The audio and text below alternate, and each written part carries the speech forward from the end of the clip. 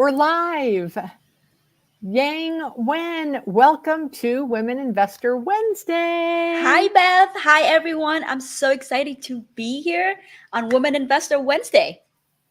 So, as you know, as we shared, and I share every week with the audience, I found out that of all of the commercial real estate investors, only 3% are women, which we have to change that as women, right? And as women investors, we have to share with other women, because what I've learned is, at first I thought women said, well, I don't have the money. And then I debunked that. And well, it's risky. And I debunked that. And it's complicated. And I debunked that. But the real reason is they said, I don't know any women that are doing it. And I went, I'm going to, every time I meet a woman who invests, I'm going to interview them on Women Investor Wednesday. And I created this conference, which it's next week. I can't wait. I've been talking about this since January 2nd. Here it is. It's next week. I think, have 4 tickets left, and we're going to be sold out with 200 women. And I think about 125 of the women have already invested, and probably 70 to 80, 60 to 80 are wanting to, but they don't know where to get started. So every time I meet people like you, I say, let's jump on the Women Investor Wednesday, so that for women that cannot come to the conference, spring break, they can't travel, their work schedule, at least they'll get exposed to women, because I don't want that to be a reason that women aren't investing, that they don't know women that are investing. Does that make sense? I love that. And I feel so connected to that, Beth. I know we're probably going to dive more into this, but I started investing in commercial real estate, specifically large multifamily, because of something just like this. I came to an event. I didn't know that was possible. I didn't even know what it was. And then just keep an open mind and just exactly what you said, Beth, being exposed to this type of thing, seeing other women, seeing the representation is what really like, oh, wait, I can see myself doing that. And so now I am doing that. So this is great. And I'm so excited to be here and share my journey. So let's jump in. So tell the audience about you, and just anything you wanted from Sure. before you started investing to what you're doing now. Awesome. Yeah. Hi, everyone. My name is Yang. So I grew up in Vietnam and I came over to the US for college. I actually major in biology. And so actually after college, I was working for almost 10 years as a scientist doing gene therapy research for a blood disorder called hemophilia A. So I like to say that's my past life. But yeah, I was a scientist for almost 10 years there. I started investing in real estate while I was working full time. I started investing in commercial multifamily while I was working full time. And eventually, my commercial multifamily replaced my income. And so I left my W 2 just actually over a year and a half ago to become a full time multifamily investor and multifamily syndicator. So that's a little bit about my journey. I'm an immigrant. My past life was something entirely different. I didn't go to school for commercial real estate. So if you want to talk about imposter syndrome and just feel like you don't belong, I experienced that. And I can tell you that a lot of women in real estate, the reason why it's so awesome is that there are a lot of ways that you can learn. You don't need a degree. Actually, there's a lot of transferable skills that you can take with you in this journey. So yeah, I am now full time as a multifamily syndicator, full time in commercial real estate. Okay, so let's take a couple steps back. Yeah. Love that story. First time, so you're at your W-2, you're a scientist. Mm-hmm. How did you even get exposed to the first deal you invested in? Yeah, great question.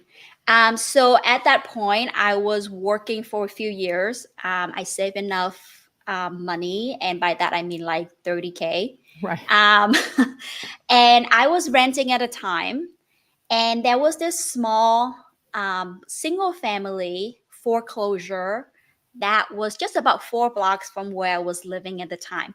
At that point, my sister was a realtor. My sister is still a realtor, and she also started doing a little bit of flipping, some rentals here and there. So she's like, "Yeah, let's go ahead, buy it. I'll help you rehab."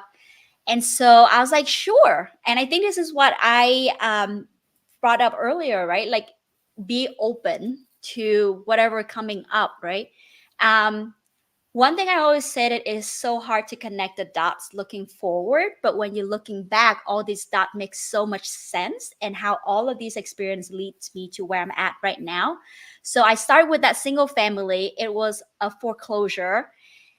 And at that point, I didn't know anything. So I wasn't scared of anything, right? Like, you Mm. can't be scared of something that you don't know. I didn't know a mortgage existed, you guys. I didn't know about hard money lending. I didn't know a lot of these things.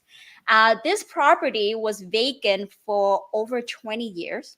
Wow. No water, no electricity, no HVAC. It was a full gut job. Wow. Everything that could have gone wrong Went went wrong. wrong. You guys, like, I was looking for contractors on Craigslist. That was how clueless I was. My But at that point, right, I think it was brownie points for jumping in, for learning things, for Googling. I didn't have a community like this that I could ask question, where people can tell me that, like, please do not look for contractors on Craigslist, right? These things that, like, now a community can really tell you, and you can really lean on to this collective experience. Back then, I didn't know about all of that. So I was figuring my way out. I was crying a lot along the way, if I'm being totally honest. But I got really that construction 101 experience. We had foundation issues, sewer line issues, everything in between. Okay, so So, yeah. so when you bought the foreclosure, Yeah. how much was it? Do you remember? It was 28,000. So I had enough saved for So did that. you pay it all, or did you and your sister split it? I paid it all in cash. So I saved enough for about 35K. So that was enough for And purchase do you and remember closing how costs. much you thought the renovations were going to be versus what they ended up being? Oh, I didn't even think anything. I didn't even know how much construction was going to cost. I didn't even know about what the ARV, that after repair value, would look like. The only thing that I thought of was like, hey, this was 4 blocks from where I was living at that time. So I would move in and I would live there. It was across from a school. It was close to a park. A lot of these things, right, that I think are just common sense that we kind of discount, right? A lot of these things that just we live and we know, like, hey, this is probably a good place to live because of this Right. XYZ. A lot Right. of these that we kind of discount it. But because of that, I'm like, yeah, I think this would be a good long-term investment. And so I was like, okay, yeah, I will just I was doing a lot of the work myself. My ex and I was doing a lot of work ourselves. It was a live and flip. Actually, I was just looking at a picture today when there was like no flooring. We had a trash bag at our curtain, and it was we moved in as soon as there was a functioning bathroom. So that Oh was my quite an gosh. adventure. How long did you live there until the renovations were completed? We probably lived there for about a year. And then Um, and then the renovations were completed, and then what happened? so the renovation was complete. I then did a cash out refinance, so that was a BRRRR. So I was able to pull a lot of cash back out. It was, as I mentioned, 4 blocks from where I was living, and just across a street where it was an appreciation area. So these things that I didn't think about that would appreciate, right? Like this park, the school, all of that was a great thing. And so I was able to pull a lot of cash back out and live in there. And then essentially it now has become a rental. But I use a lot of that cash from that first property to go into 2 duplex conversions. Again, Okay, full wait, on wait. construction. Yeah. So so you said BRRRR. BRRRR. Yeah. Yeah. Yeah. Tell the audience what that Yeah, is. yeah, absolutely. So we were doing the buy, rehab, rent, refinance, repeat. So Ah, so at that point, Instead of renting it out, I was living there. So I essentially just doing a cash out refinance as a primary home. So it's a plus in a sense because it does help me, allow me to pull out a bit more cash. So whenever it's a primary home, the LTV is always a bit higher than any commercial or rental Right. property. So I was with pull more cash out. Do you Then remember yes, how much you refied for? that property was appraised for about 230. So I pull out, I think about like 185 was the loan amount in How much, do cash. you remember how much you put in the Um, renovations? we put in about 120. Where'd you get that Um, money from? a mix of saving and borrowing from my parents. Thank you, parents. Yes, thank you, parents. And My how, parents actually bought was sold a place in Vietnam back then, and so they gave us some cash to be essentially, hey, here's some cash. So I borrow from there and then keep how going. old were you when you did this deal? I was 25, I think. Amazing. Yeah. Amazing. Okay. Okay, so bought it for 28, put in 120, you're in it for 148. It appraised at 230, you got out 185, so you're basically netting 40. Yeah. So now you go buy 2 duplexes, Yep. but you called them something else. So say what you call. Yeah, so I call them a duplex conversion. And the reason I call it that is because they were technically two single family. But because of the zoning, it was allowing for a duplex by right. So one thing that I was utilizing at that point is multifamily was more expensive. But if you buy the right single family at the right zoning, I didn't have to go through the whole expensive zoning that is like uncertain whether you can actually get the zoning or not. I knew for sure that it would be approved as a duplex. And so I bought a single family, convert that into duplex because my whole goal has always been to do a long term cash flow rentals. And duplexes would cash flow more than a single family. So that's why I was call it a duplex conversions So projects. did you buy 2 houses and convert them both into duplex, or one house, 2, and then so now Two you have house. Yeah. 4? So now I'm at 5 doors count total. Yeah. Awesome. Yeah. Okay. Do you remember how much the 2 single family houses were? So one was also I think one was a probate. Not that it was listed actually. So one thing I want to clarify is that a lot of these was actually listed on market.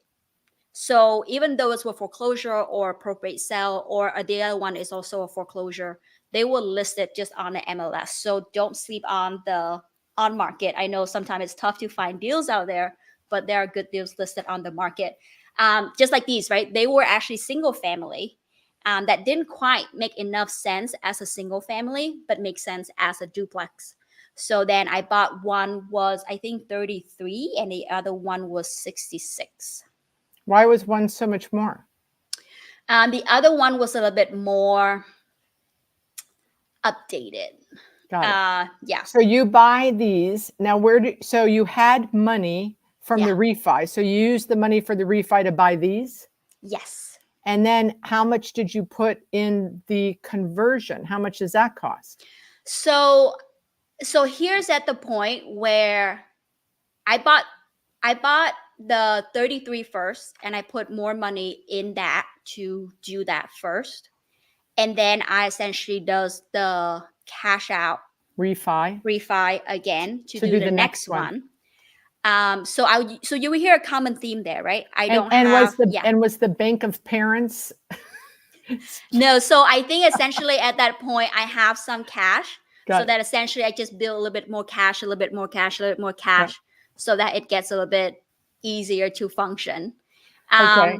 But one theme here you would hear is that I didn't really have a private lenders other than my parents at that first one. I Right. didn't have hard money lender. Good. And I was doing a lot of these things myself, which is amazing. which was great. So there's a trade-off there, right? I was working full-time, I have limited time. And so whatever time I had, it was essentially rehab, walking by this property. This property was where I live. So the good things here is it did allow me to kind of maybe learn a little bit from my mistakes. The downsides here, though, is that that whole 5 doors there took me about 5 to 6 years to Right. get through You couldn't scale. because You I couldn't couldn't scale. scale. Right. But that's okay. You're still very young. You've got I could, plenty of yeah. So time. I couldn't scale, and because they were local, I felt like I need to check on them. Not that I Right. was really help them. They're like I just need to like pass by, check on them. So they were taking a lot of time. So on average, each of these take me about 2 years to like complete and everything. So yeah. So when was that? How many years ago was that you So finished the actually, duplexes? I complete the refi of that third duplex in 2020, right when COVID hit. Okay. So what happened after the duplexes? So after duplex, I pulled out cash, and at that point, I have about 185 in cash, And you're renting them now. They're all and they're rented. all renting now. Now Correct. you're cash flowing and Now you I'm got cash money out. flowing, and I got money out. Okay. So here's where the pivot happens. Yes. So in 2020, COVID hit. I was working from home, and I went to webinar just like this. And that's when I found out about commercial multifamily. At that point, I had only been doing 2 to 4 and was hitting a wall, right? Because it taking too long. Like by this rate, I'm not gonna go. Like this is just taking too long, too much effort. And that's when I learned about commercial multifamily. And was that with Keely? That was actually with Ashley Wilson. So Ashley. yeah, so she is huge in multifamily. Right. And that was when I learned about multifamily. Here's the thing that I want to mention first, though. A lot of people think about large multifamily or about commercial multifamily as 300, 400 units, and Right. it's certainly space in your portfolio for that size, right? But the scale that I move on to that was actually very helpful that I felt not a lot of people focus on is that 5+ unit up to like 15, 20. Right. So I love that space. And that was how I actually grew my portfolio from that 5 doors to 28 doors in the next 6 months. Just using the same asset, like this just same avatar. But like this is why I really want people to understand that like the first few feels slow, No, but yeah. Okay. Great. So, okay. You're at 5 units. Yeah. You go to this webinar. Yeah. And then what happened? Don't jump from 5 to 25. Oh, yeah. So here's the thing. The key thing I learned from that webinar, and this is why I say like to keep your mind open, because I didn't think of that. This is what I would do, right? The nice thing about 5+ is that the value of your property is based on the income, Right. as any commercial real estate, right? Right. The pain point that I would experience at that time with duplexes is that my value is determined by how the person down the street sells their duplex. Mm-hmm. Now, the tricky thing is nobody really fix up duplexes to then sell them. A lot of people hold on to them because they'll make a good cash flow. So because of that, I was really struggling with finding a good comp to actually pull all my cash back out plus more and really be able to just keep it going at a scale. On the 5+ size, though, the nice thing about this is that it's small enough that I can do it on my own. I don't really need partners yet. And it is too small that I feel like not a lot, like very large commercial real estate investors don't really touch because Right. it Not a doesn't lot of quite make sense. competition. Yes. Not a lot of competition. So when And you went from 5 to 25, was that one property? Did you buy a 20 unit? no, so I actually bought several 5 unit, 6 unit, and then also mixed use 4, and then just like 8 units. So like it's a mix of multiple different small buildings. So talk to me about the first 5 unit you bought. So actually, the gap that I was skipping was like, I think, so when I start buying, it was July 2022. No, July 2021 was Okay. when I start buying. So you will see that there's about a year gap there.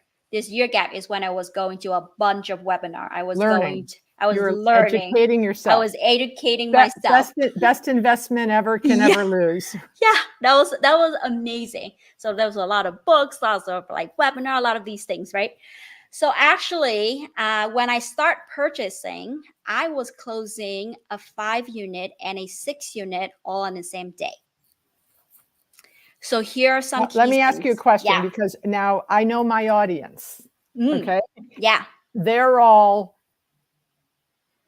saying to themselves, oh my God, I would have been so scared.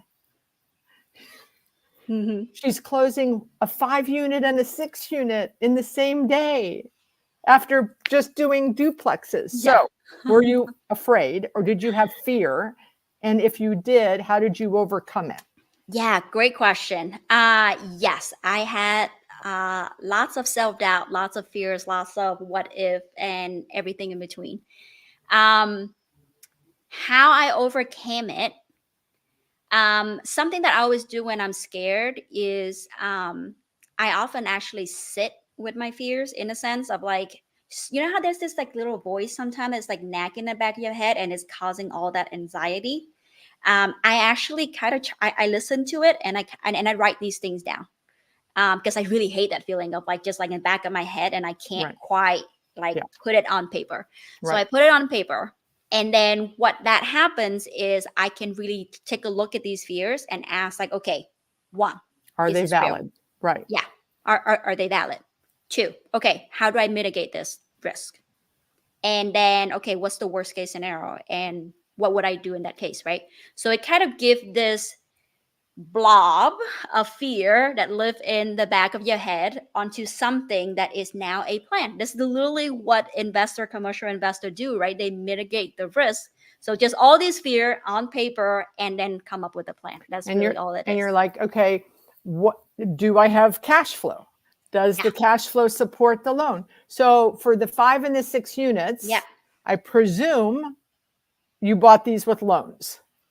Yes. Okay. So yes. So And this is not the bank of mom and dad. and not the bank of mom and dad. So this one, I have a private lender that I met through a meeting just like this.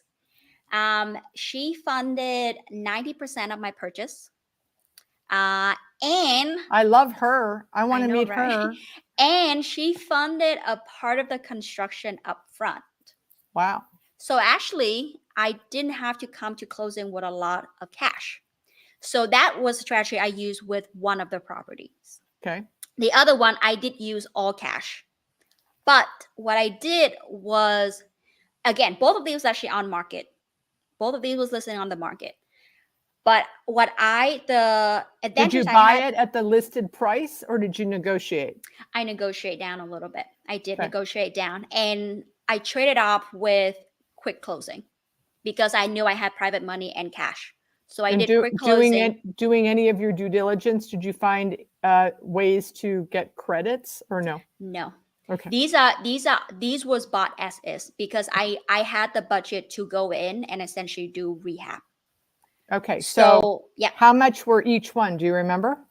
Oh yeah, they were. And this is maybe the other key. I picked a market that was an hour and a half from me. That was a cash flow market.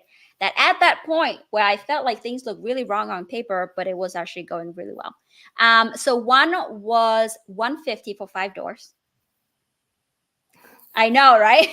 The other one We don't have was those in Miami. oh no, Okay. I know, right? We have And I think 150 for 150 a is probably closet. not even get you like a part of a door. And then the other one was 200 something for 6 doors. Okay, great. And do you remember what your renovation budgets were for each? My renovation budget was about 10 to 20 per door. Okay. And did that come in? Now, by now, you're an expert with finding contractors. Yeah, so here's actually a really cool thing. I bought both of these sight unseen by me. Yeah, so I went from buying and doing everything myself. Down the street, walking Down by the every street. night. Yep. to buying at a place that's only an hour and a half from me, but I didn't have a car.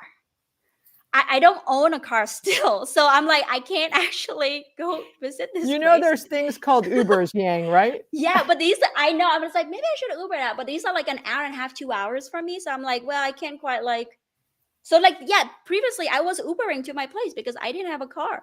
But at an hour and a half, 2 hours, I was working full time. So a lot of these it was bought sight unseen by me, but my property manager and my contractor walked the place. Right. They gave me a construction budget. And that's how I was purchased these while working full time, prepping And for you're med school and 27 everything. or 28 at this point? Yeah, I think I was later 20. I think it was 28, 29 Okay. at that point. You're Yeah, still W2ing. I was still W2ing. How did those two do for you? It was very hard in the first 5 doors, right? Because like I said, they were close by, so I just feel like I had to go take a look at them. But now that when they are an hour and a half away, 2 hours away, and I don't have a car, that's when it's actually forced me to figure a lot of these out from a longer distance. And it became a lot easier, which is why I was able to scale so quickly without actually spending much time at checking out the site every day because I thought I had to. So the renovations on the 5 and the 6 are done. Yeah, the construction on the 5 and the 6 was done. And they're rented. Are they all they're full? rented. Oh yeah, they're at that point we were churning out. They were all actually cosmetic rehab. So we were churning out really quickly. It's no longer a year, 2 year. I refi most of these within 6 months. Who do you refi with? A local community Local bank? Okay. Yeah, that's also the other key to scaling. The reason why I mentioned I bought one of them in cash was that I actually start the refi on that before I close on it. So as soon as I close within 3 weeks, I was able to pull out 80% of the cash I put in there. So now I have the cash for the rehab. So that was how I structured that 5 and that 6 with, I know they're cheap, but I have, I only have this much cash. So you buy it with 200 grand. Before you close, you go to a local community bank and you say, look, I want you to refi this. Yep. Mm-hmm. Based on, were you going to go in and raise rents in the first 3 weeks? So because I was refining so quickly after I closed, they were only going to go with appraised value or purchase price, whichever is lower, right? So they end up just going with the purchase price. So then I was able to refi it back out within 3 weeks to pull that cash back out. Why did you buy with cash and not just finance it from the get-go? Yeah, great question. So at that point, I think I was still a little bit nervous. So like I could have just gone both with private lender, right? But this is actually the first time I used private lender. So in my head, I was like, okay, nervous. Right? Yeah, nervous, so I was living first. So I'm like, okay, I'm gonna try to do one cash and then be able to do just a normal refi at a lower rate while I'm doing rehab on it. And the other one with a private lender with a higher rate, so that now even though I have two, I don't really have much of a cash flow issues while I'm navigating this two rehab. What was the rate with the bank loan? At that point, I think that was in 2021. Mm-hmm. So I think the rate back then was like 4-ish. Yeah. And how much was the private lender? The private lender, I believe, was about 14, 12 to 14. Have you paid her off already? Yes. Yeah. How long did you have that loan? That one was about, by the time we refi, I think that was about like 9 months or so. And you refied with a bank? Yeah. Then I refi with a local credit union. Yeah. A credit union. Okay. Yeah. That's awesome. So how many do you have today? How many doors? So today in my personal portfolio, I have, I think that is 35. Amazing. In my personal portfolio. Yeah. And then you have also syndications or no? Yes. And then I also have syndication. Yeah. So Actually, my first syndication was a 42 unit bought through an online foreclosure auction. So you hear a theme here with buying foreclosure. And so even for my first larger multifamily, it was a foreclosure auction. How much was that? That one we bought for 2.8 million through an online foreclosure auction. And how many people are in the syndication? We had a group of 11 investors. And were these people you found, or was this part of other groups you were part of? So we had 4 main partners on that deal. And so we all raised capital. We only raised about like 1.2 million for that deal. And so that was raised among all 4 partners. Yeah. And do the partners take a promote and give a pref? We have a pref. Yeah, we have an 8 pref. And then it's actually, it is a 50-50 split. So which is really good for a syndication deal. Absolutely. Absolutely. Yeah. So total, so you have the 35 that you own, and those 35 doors that you own, no partners. No partner. Yeah. Yeah. And then you're in a 42 unit syndication. Any other syndications? Yeah, there's also, I'm also in a 76 unit syndication in Cincinnati, Ohio. Any other syndications you're in? Not yet. Okay. So, and how did you get to be part of these 2 syndications? So the first one, I actually led it. So the 42 unit that we bought, again, you probably hear a theme here. We closed that syndication in 35 days. Wow. So for first syndication with all the paperwork with the closing and everything, we closed it in 35 days. So raising 1.2 million. So that was quite, it was quite an experience. The cool thing about that deal though was we came in with 1.2 million in equity already. So we bought it for 2.7 and it was appraised at close for about 3.9. Oh, amazing. So we came in with equity, and then we actually put in a lot of rehab, and we actually just about going through the refi process for that project. So yeah, it has been quite a rewarding experience. But that one, yeah, I came into it as, I was talking with a couple of investors in the same market. We were actually doing a mini mastermind during COVID, just kind of monthly check-in. How's it going with yours portfolio? How's it going with my portfolio? And just kind of getting to know people as an investors, as a personal level. And so when this deal came about, I asked them to partner with me. And so that's how that syndication formed. Amazing. Mm-hmm. Which do you like better, syndicating the large deals and being part of the syndication, or owning the 35 doors all by yourself? Great question. I will say, I think it depends on how I feel at that moment. I think anyone who does syndication or does anything that asset management will tell you that there's probably not really a stabilized multifamily ever, really. Anyone who does asset management can probably tell you that it's always, you're always problem solving something. Right. There's always KPIs to check on. There's always things that you're solving, right? And as a syndicator, especially for multifamily in this cycle where it's not a whole long-term cash flow, but if the cycle is 3 to 5 years, it's always felt like as soon as you ready to stabilize the property, now you're prepping the property for sale. What does it look like to really increase the income, minimize the expense, and really tighten up all of that financials, so that when the times comes, you can actually have a really good, pretty financials to sell and make your investor the most amount of money, right? So it is a lot of work for me, I think, versus the amount of work it took me to grow my portfolio. That 42 unit took way, way, way much more.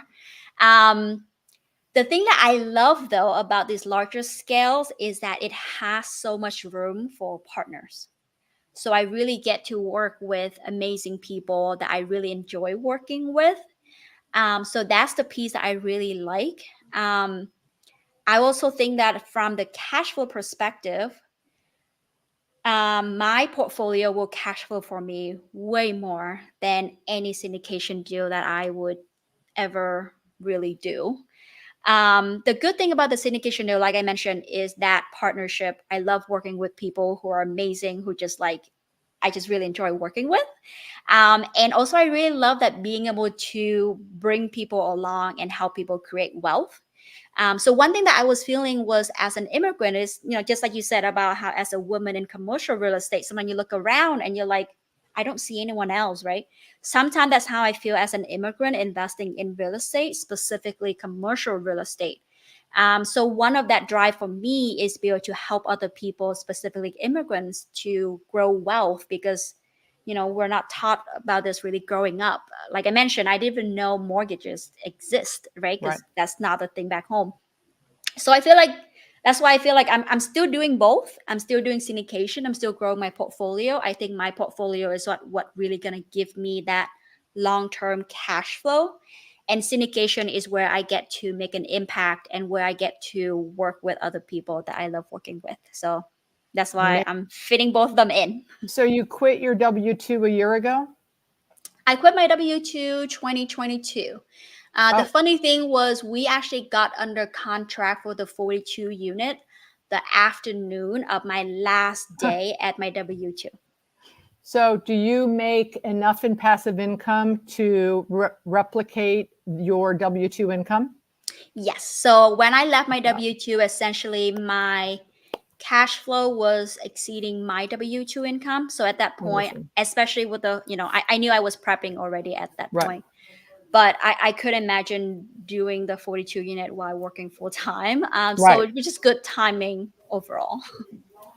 Have you tried to bring some of your peer immigrants in to try to share with them? Yes, family and friends, and say, come into this deal. Yeah, yeah. So the cool thing called social media, it has been it's been very interesting. So as a part of what I'm doing, I tend to share more on Facebook, social media.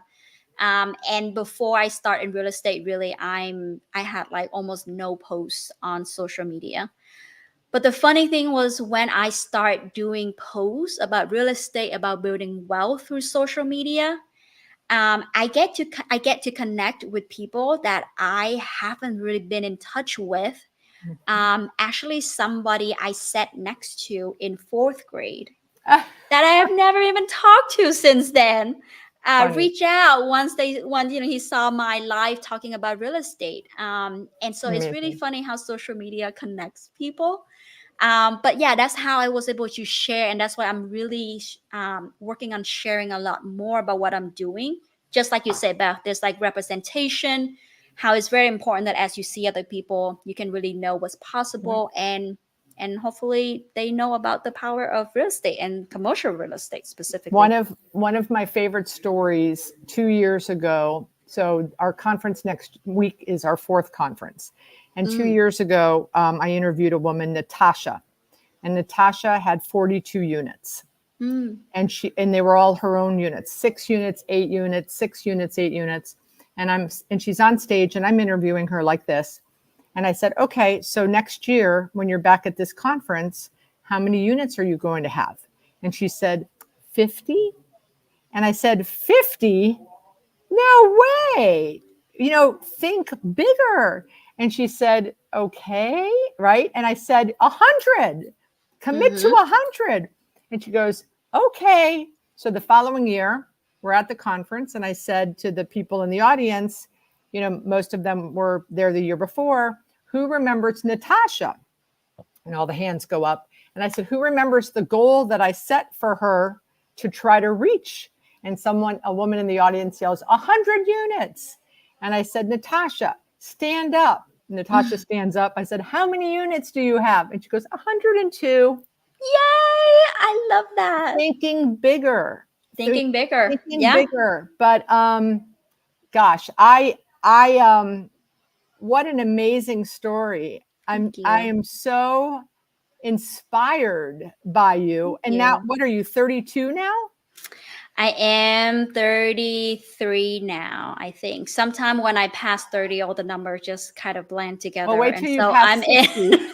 So sometime I'm 32, 33. I think I'm 33 now. Yeah, I think that's the number. Well, congratulations. Before we you. close out, I have a question. Sure. This is a question from the audience. How did you find a contractor and a property manager an hour and a half away that you could trust? Oh, great question. I love that question. Here's a cheat sheet that I'm going to share. I hate reinventing the wheels. So what I do when I get to a new market is I ask other people who's been in that market, who's a property manager that they're using. Here's why I start with property manager. That's often the least limiting factor in people's portfolio.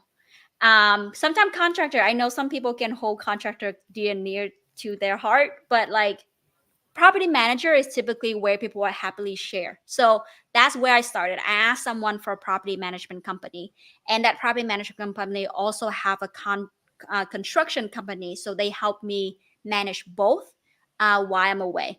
I truly believe the saying that's like rock star, no rock stars. So I always ask other experienced investor who they use for property management company, and then from there go on, right? The reason why I do that also is because I feel like there's always going to be things that you're going to have to troubleshoot. I reach out to about 40 local banks before I have someone say yes. At that point, I was not a permanent resident, or so a lot of local credit unions and banks would not lend to someone who does not have a green card or is not a permanent resident. So that's why I had to ask a lot. So there's always going to be homework that you're going to need to do. So whatever that you don't need to do, just go ask other investors and they're going to recommend someone.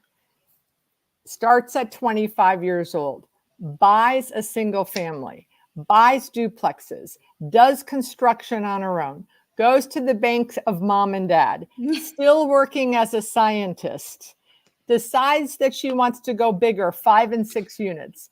Now she's doing syndications with 42 and 76 units. You are amazing.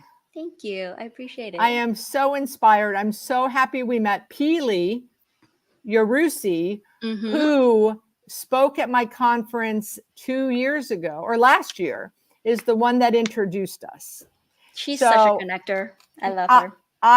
You have to come on my stage next year. Oh my God, I would love to. Yeah. Okay, March 2025. I need Giang Nguyen on my stage at the conference. Tell me how many doors we're gonna get next year, so that I can maybe hopefully say some of that number next year. I think that your personal portfolio needs to be 100 because you don't have the W-2 anymore. I don't have a W-2 yet. You're right. I gotta build that personal portfolio. Right? I think that it's 100. All right, I got it. I'm gonna write the numbers down. I got it. I mean, all you have to do is just go buy two 30 units and you're there. Yeah. Easy peasy. Easy peasy. I love that you giving them the number and the pathway. So people are clapping. They're saying amazing congratulations. Thank you. Thanks so much, everyone.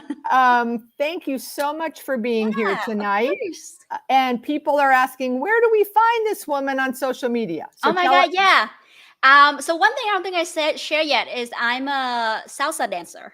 Yes. So I'm a competitive salsa dancer. Actually, what I do is I train for competition. So you will find me on Instagram at that salsa investor. Hopefully it's so THAT, that salsa investor, and I'm on Instagram. I'm pretty active on there. But yeah, I would love to connect with everyone and chat, whether it's dance, real estate. I'm all game. I'm pulling it up right now. I think I found you earlier before we jumped on. That salsa investor. Yep. Yes. I'm following you.